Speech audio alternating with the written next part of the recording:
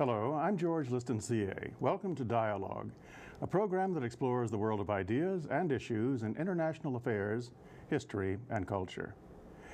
In a speech that he did not live to deliver, John Kennedy wrote presciently of leadership in the late 20th century. Leadership and learning are indispensable to each other, he observed, using words that resonate with even greater meaning in the complex environment of our 21st century world. The rich interplay of global forces today calls for a new definition of new styles of leadership, one that can best harness energies released by globalization, multiculturalism, gender equality, and the unrelenting advance of technology. And as boundaries fade globally, so do they retreat between disciplines, as tomorrow's leaders join the spirit of entrepreneurship to the cause of social progress. My guest is Amy Wilkinson, a public policy scholar at the Woodrow Wilson Center. Amy, welcome to Dialogue. Thank you very much. It's a delight to have you, Amy. I should also mention at the start, you're a fellow of the Kennedy Center of Kennedy. That's right. The Center for Public Leadership at the Kennedy School. That's Excellent. Right. Therefore, Amy, you are a perfect person to start us off by helping us understand this new form of leadership that's emerging, particularly its dependence upon, and I'll use a phrase I think that you have used, social entrepreneurship. What does that mean? Sure. So social entrepreneurship is it's a movement. It's gaining traction in recent years. It basically is a group of individuals, or it's a social entrepreneur as a single person would be someone who mobilizes a group of people, starts a new venture, basically organizes. It's a new vehicle for public service where people are using, as in a business entrepreneurial term, metrics and measures, but instead of measuring profit or revenue, they're measuring social impact. Interesting. So in other words, these are people who are actively trying to improve social progress, but using the means, the techniques of business largely to do it. Sure. So they're tackling social ills. They're looking at large social problems, and they're saying that the government sector or business is potentially not meeting those needs. So they're starting new ventures, and they're looking to scale them. They're looking for wide impact. That's very interesting. How, I'm sure they don't do this in isolation, so what's the sense of communication among these people? Is there a sense of community of, what I guess the word is networking as they do these things? Sure, of course. So, there have always been social entrepreneurs. I can't claim that this is a brand new phenomenon. Susan B. Anthony would have been a social entrepreneur in her time, fighting for women's rights outside of the traditional system. Right. Today, I think that we're seeing a catalyst in terms of philanthropy. There are a number of foundations that are now getting these social entrepreneurs together. Right. And that started in the late 90s. Certainly, Bill Drayton at Ashoka is, the father of social entrepreneurship, or he could claim that title. He started Ashoka in 1980, but we've seen a lot more subsequent. That's very interesting. I want to ask you particularly about Mr. Drayton and a few other these leaders in just a few moments, but I want to get a better handle on who these people doing this are right now in our time. Sure. I guess, Amy, the immediate image that comes to my mind are some very bright, very well-motivated, energetic young people. But I'm wondering myself, is it necessarily associated with youth, or are you seeing this kind of leadership in various age cohorts in our country? I mean, does it go along with being young and of the 21st century, or is it something that people are doing at various age levels in life? It's predominantly a younger, I would say under 40 phenomenon, just in terms of a number of people that are starting their own organizations. Part of that is generational. Gen X, Gen Y believes they can have an impact very quickly. Right. Technology is facilitating that. They can network across, find resources, find each other. The foundations that are started, a number of them are by younger people as well. So, Pierre Omidyar and Jeff Skoll, who both together started eBay, have started foundations that fund social entrepreneurship. So you see quite a lot of crossover in this younger group of people that both have the skill sets and the resources and the desire to do social entrepreneurship. When you speak of crossover, Amy, I'm wondering, how many different dimensions it applies? And let me try to be specific about that. I'm thinking of Ben and Jerry. Okay. I'm thinking of two very colorful gentlemen who are as closely identified with social causes as they are with ice cream. And so I'm wondering about people who are active in terms of crossover, both in business and philanthropy, at the same time, melding their purposes, joining them. Is that also part of what you're talking about? That is exactly what's happening. And we're seeing that, you see it on a very large scale with Bill Gates and the Gates Foundation. Right. You see it at the World Economic Forum this year, the feature of social entrepreneurs there. Klaus Schwab has the Schwab Foundation. Davos, that's in Davos, exactly. And social entrepreneurs were put front and center. And Bill Gates made a big speech at Davos talking about creative capitalism. There's a conscious capitalism movement going. There are examples. Google has Google.org. eBay has an eBay Foundation. Nike has a Nike Foundation. These are all since 2000, more or less. So these are new leaders, many of them coming out of business to support social entrepreneurship. That's, you know, the fact that it would appear on the agenda at Davos clearly suggests it's not just an American phenomenon. No, it's an international phenomenon. And first of all, how big is it internationally, and how interconnected is it internationally? You know, I guess I can't put a number exactly on how big it is internationally. I'd say the most prominent social entrepreneur is Muhammad Yunus, who started the Grameen Bank and won the Nobel Peace Prize. So he's an international leader, certainly, and kind of carries the flag for this movement. He's also not a young man right now. So that's an example of someone outside of this age bracket. But it's most of the social entrepreneurship going on in the United States is going on internationally. So we're seeing models here in our country funding social entrepreneurs in Africa, in Latin America, in Asia. Technology allows that to happen. Globalization facilitates it with all the connections and travel that people have done. You know, it's interesting. This is every part of this is interesting to me. One thing that occurs to me right now, and you may not be in a position to answer this because it's a different country, culture, and so forth, but I'm also thinking as you speak, or as you spoke, of India's version of Silicon Valley with its young millionaires, and wondering if they're, you know, they're coming into this right now, the big money and the technology and all that. Are they also going in this direction? I believe that they are. We're seeing more and more of that. You know, each country has its own institutional structure, and social entrepreneurs tend to work outside of traditional government. India, we're seeing that, but luckily, I think, we have many of the Indian entrepreneurs in the United States. So we see them also active in Silicon Valley. Exactly, our own Cisco, Silicon Valley. Sure. I've interviewed a number of Indian Americans or Indians who are working in the United States on social entrepreneurship. That's very encouraging.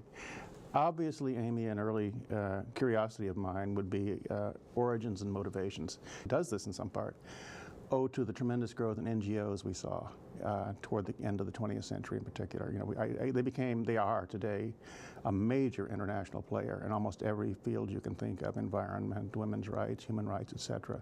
And would that be one of the seedbeds, if you will, for this? Yes, I think, yes, 100%. And in the last 30 years, we've seen a 70% increase in NGOs. So that tells you that there's just an explosion that's gone on. And I think it's also this attitude of you can start your own, whether it's a business venture or whether it's an NGO. There is an attitude that's happened in the last 30 years that you can start your own organization. You can launch your own vehicle or venture. That's really, I guess the code word is empowerment now. That people, empowerment or impact. The code word that I hear with most people that are in this younger generation is impact. They want to have impact, and they're pragmatic about it. Right. Then I asked myself, Amy, after the question about history and such, motivation. You know, what would make a person want to have this impact you just mentioned, and you know, get active and do things. And here again is another, at least, thing that occurred to me. And it may be vague and a bit idealistic, but I wondered if it has a lot to do with what may be the major issue of our time, which is inequality. I mean, just that you look in our society as well, very much so, and then abroad. I mean, whether it's developed or developing, that one of the major divides now is those who have and those who don't. It's so glaring that it might make people want to lead efforts against it. I believe that's the case. And again, the Bill Gates speech at Davos talked about business needing to address the poor. I think that a number of the Silicon Valley entrepreneurs, I went 7 years to Stanford University, so a number of the folks in Silicon Valley have been student friends of mine. I would say that the inequality going on there with some of these big hits of entrepreneurial success leads some of these younger people to think, gosh, is this fair? Is this right? Was I simply lucky? Was I simply on top of a concept that would go big at this moment in time? Right. And what does that mean for what I need to give the world? Wow. And there are a lot of these conversations, I would say, with the technologists becoming philanthropists, wondering in the middle of their 30s, what do I do with all these resources? You know, God wanted me to do something, or there's such a huge need out there, or can I use some of these creative ideas to make something better? So I think that the inequality is definitely something that's driving people to wonder how they can make it better. I have to say, by way of comment, that is tremendously encouraging. I didn't know, well, that's your age cohort, so you're close to it, but I had no idea there was that much self-questioning going on. I think there's a lot of that going on. Because it reminds me of something I read just yesterday in the newspaper. It said just a statement that every campaign for moral reform should begin with a look in the mirror. I guess that's what they've done. I think there's a lot of that. And there are a lot of people wrestling with themselves about what their purpose is. If they have had success, a financial success early, what do they do? How do they use, you know, Jeff Skoll is a very good friend of mine, and he's a great example of this. As the first president of eBay, co-founded that with Pierre Omidyar. Jeff had a wild success very early, and then wondered what he should do about all of this wealth that he'd accumulated. He started the eBay Foundation, then he started the Skoll Foundation to fund social entrepreneurs. He started PBS Broadcasting to highlight new heroes, people in other countries being heroes in their communities, and then decided he wanted a bigger splash, and he would go to Hollywood and make films. So he then started Participant Productions, and Participant has gone with the mission of putting socially minded movies on the screen. So for example, The Inconvenient Truth is a Skoll movie, Good Night and Good Luck, Syriana, North Country, Fast Food Nation, etc. So they are trying to put, Charlie Wilson's War, that was a recent one, The Kite Runner. They're trying to put socially minded or social entrepreneurs on a big commercial screen. And so that's an example of a person I know very well trying to figure out how to have impact. And a very good example also for my very next question, because putting things on the screen obviously means putting them before an audience. Sure. Audience suggests the wider society, and then we can look into the attitudes of the wider society. Sure. And the reason that's in my mind is that leadership as a subject fascinates me. And by way of background, at the moment, I'm reading about one of my favorite leaders from another period, Ernest Shackleton. Of course. But I'm reading Roland Hunsford's biography for the first time, which is the best ever. Well, it was written 20 years ago, but it's magnificent, largely because it does something the others haven't done, and that is bring Victorian society into this. That Shackleton was very much a creature of his society, and there was a lot of folly in Ernest Shackleton, a lot of things that were not as magnificent as his polar achievement. The question, therefore, is: are there attitudes in the wider society that are responsive to and encouraging of this kind of thing that the leaders are also responding to? In other words, you've got to be able to work with some felt desire within the people at large to make these things happen. So what's your sense of that within our larger society? I'd love to make a comment about Shackleton. I was a Stanford MBA. That book, The Endurance, was taught in the MBA program in an entrepreneurial class about using what little resources you had against unbelievable odds with unbelievable uncertainty, right? So I think that's a timeless characteristic of leadership, certainly in his time and setting. I think you see it today. Hopefully we'll see it 100, 500 years from now. In terms of a climate for people wanting to take personal action and have personal impact, I think that's happening now. I think it's been happening. You know, I think the internet fuels that. I think more and more people are engaged. It's the rise of the individual. You can get lots of individual information. You can blog about it. You can be interactive with television. You can vote on various television programming. I think it's definitely a time in our culture where people are feeling individually empowered, and therefore they believe they could be a social entrepreneur. They could join a social entrepreneur. They don't have to work with within traditional institutions. Well, it's time now, Amy, for us to tell everyone what you're up to. Okay, great. You're up to writing a book called The Rainmakers. That's right. Which is going to be about a lot of these people, and obviously it's going to be about them in a very personal way. Book's in progress. We look forward to it when it's in print. But let's talk about who's going to be in it, and, sure. and either people you've already spoken to or intend to. Sure. And let's go back to someone you mentioned some minutes ago. May not be a household name, but he actually lives very close to here, to Alexandria, I believe, is where Bill Drayton's That's right. That is exactly right. foundation is. So tell us who Bill Drayton is, what the Ashoka Foundation is, and why it's important, and an example of what you're talking about. Sure. So Bill Drayton is considered the founder of social entrepreneurship. He started Ashoka, which is a nonprofit organization, in 1980. He has a traditional background, which is interesting. From Harvard and Stanford and McKinsey, he was at the EPA, so he worked in government. And then he decided that the most impactful way to make change would be to fund change agents. So who are social entrepreneurs. So he started the social entrepreneurship movement, went all across the United States and internationally. He won a MacArthur Fellowship and went around looking for individuals who were taking on public challenges outside of traditional means. He began funding them. He gave them lots of technical assistance, brought a community of social entrepreneurs together. This is what Ashoka does. And then celebrates their success. So makes sure that they are known about, that they help each other, that the larger community mobilizes behind what their causes are. And certainly he's funded and brought a lot of success to a number of people that are social entrepreneurs under the umbrella of Ashoka. They are change makers. And Ashoka, I think, was an Indian emperor of ages past. That's right. Yeah. That's right. This whole thing sounds like a vast, rigorous talent search. Is that what it is? I think that's what it is. Yeah. And with the emphasis on rigorous, these aren't just handed out. I mean, oh, no. The competition to be an Ashoka Fellow is fierce.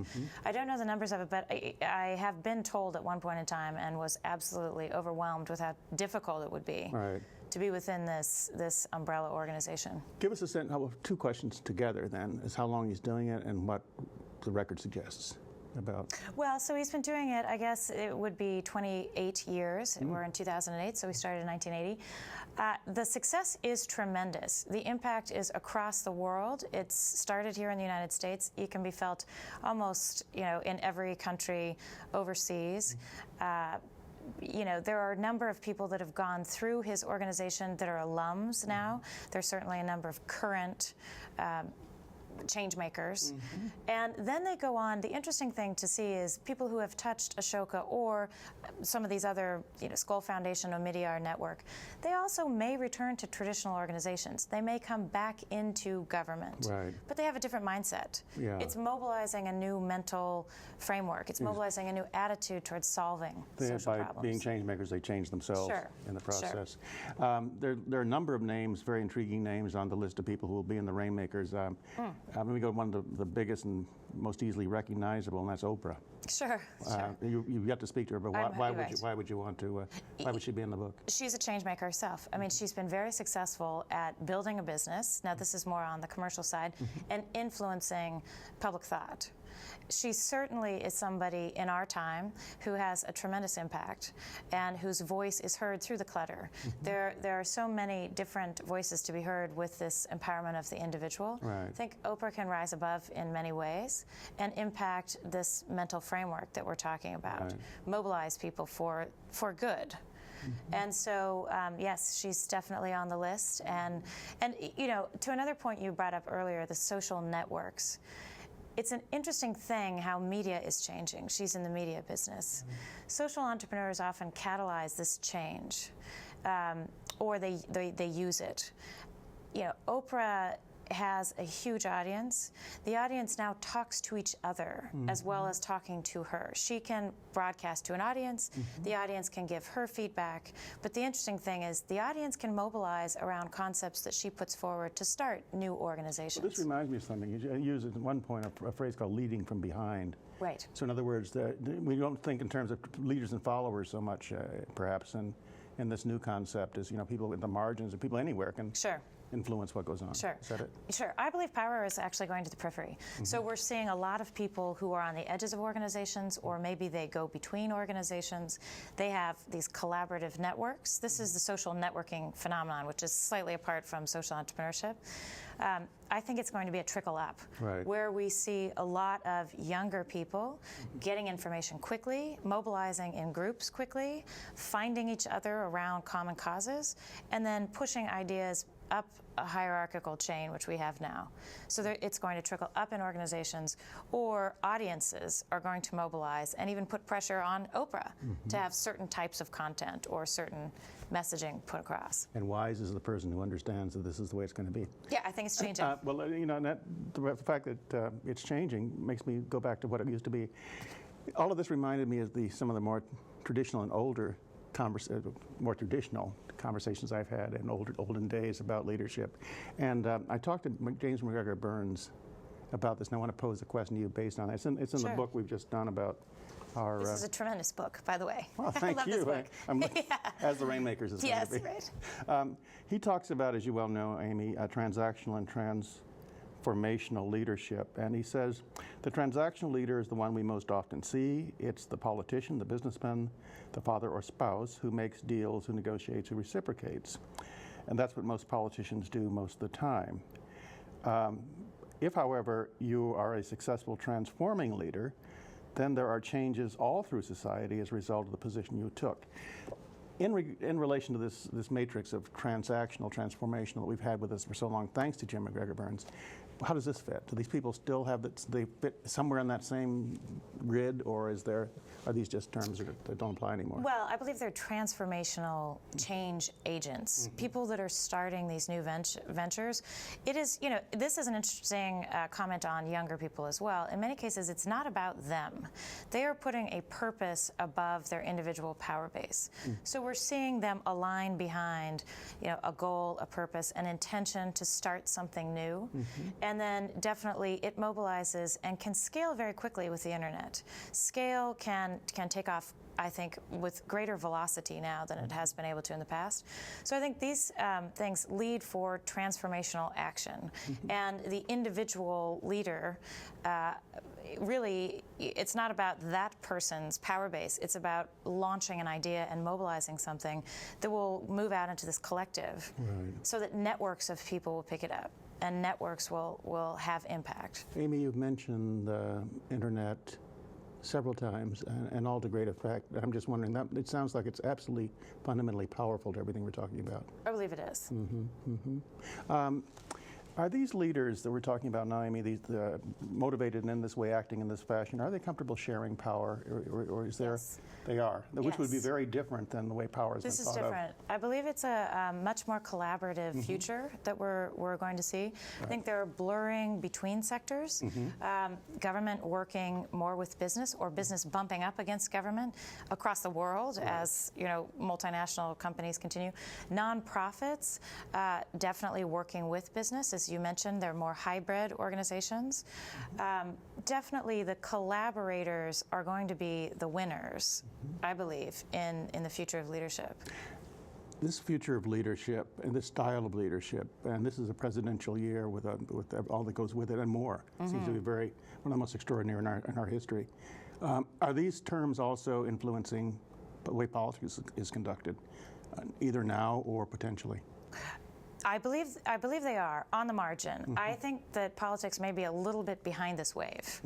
I think if you look at the candidates that we have right now, Barack Obama and Hillary Clinton and John McCain, that Barack Obama, interestingly enough, has the most forward-looking platform on technology. He is mobilizing younger people. He's doing it through the web. He's certainly got podcasts and blogs, a lot of internet fundraising, et cetera. That's what this younger generation is looking for. It's engagement. So it's no longer information is power. I think it's information is action. Right. Someone finds something out, they want to act on it. They want to put up a blog about it. They want to know how to join a group about it. They want to blast this out through Twitter to their friends, or use Facebook or MySpace, or the social networking phenomenon. Candidates that can do that effectively, or government political structures that can employ those tools, I think will be on the trajectory for attracting talent and doing well. I want to talk about that attracting talent and doing well part of it. First, let me make a comment, though, because I'm of a generation that did not grow up with this. Right. This is all brand new. And I remember the great fear that we're going to have all these Facebooks and all the rest of these things you just mentioned. Sure. And it was going to make people more isolated and sort of drawn into themselves and not participating. But the whole gist of everything you said has been just the opposite is taking place, at least among a significant group. Right. That they're going. Which leads to this question. Well, maybe it doesn't lead to this question, but I'll ask the question anyway. We're seeing a generational transition in government here in Washington. The baby boomers are moving out. Is government going to be able to attract these kinds of people into its ranks? I mean, because it sounds like they can do so much outside of the traditional structures. Right. And yet, it seems to me our government in particular, have a tremendous need for just this talent. Right. I think that is one of the biggest questions. I think it's going to be very tough. Hopefully, political leadership on either side of the aisle or in the civil service ranks will figure this out and get best problem solvers, best decision makers, solution seekers, collaborators, this set of younger talent into government. I'm not convinced that it's happening now. I think that there are certain bright lights of examples of, I interviewed a woman at the Office of Management and Budget, for example, who's using a wiki platform like Wikipedia to align all the budgeting and earmarks for the government. That's innovative and that's interesting. To a younger person, that's fast-moving and impactful, and that would be a place that might be an interesting place to work. Again, on the intelligence side, there's Intellipedia, where intelligence sharing is happening on these open platforms. I think that will attract younger talent if there are these new methods that are employed by government. That will be more interesting. But it's difficult to have an impact. I mean, our system is set up for checks and balances. It's not set up to move fast. Well, so, the efficiency, want to have impact, want to be quick, kind of focus that's going on right now is pretty difficult for government to compete with. Well, Amy, for that message and for all the messages you've given us, I want to thank you immensely. And I think you've really given us something to really get interested in and learn about, and a real challenge also to our society, as well as a real promise. I think there's real hope, actually. Me too. Thank you, Amy. Thank you. And that's our program. We appreciate your comments, and you can reach us at Dialogue at wilsoncenter.org. I'm George Liston, CA, and you've been watching Dialogue, a co-production of the Woodrow Wilson International Center for Scholars and MHC Networks. Dialogue is also on the MHC Worldview channel, which is available to public TV stations nationwide. For more information, go to www.mhcworldview.org. Please join us again right here next week, and thank you for watching this week. And thank you, Amy Wilkinson. Thank that was you. Tremendous. A lot That of was fun, too. The Art of Conversation, Dialogue at the Woodrow Wilson Center features 20 years of dialogue, distributed by the Johns Hopkins University Press, www.press.jhu.edu.